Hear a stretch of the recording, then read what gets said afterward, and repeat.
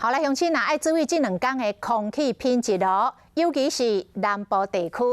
根据着环保署的资料，今仔日、明仔载、后日连续3天，拢是标示红色警示的等级。上主要是因为这个东北风真透，境外污染物驶入台湾，阁散袂掉。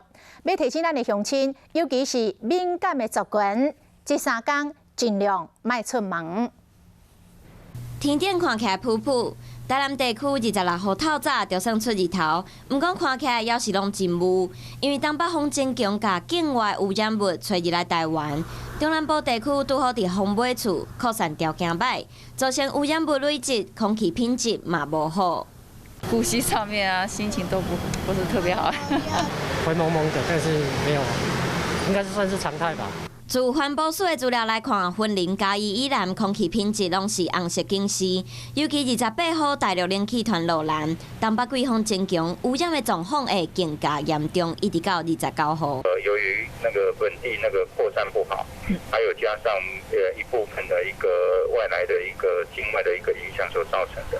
气象局长陈明典嘛伫面册铺一张自玉山北边往西边去的相片，看到地平山和海天的色水竟然是雾霾造成的。国健署建议，为着减少空气污染对身体危害，出外爱记得挂喙罨，自外口到室内嘛爱记得洗面洗手、加水片仔，减少户外活动的时间。尤其是老人囡仔或者是较敏感的人，爱利用大众交通工具，减少汽车、骑车排放气体，才会使避免空气污染的危害。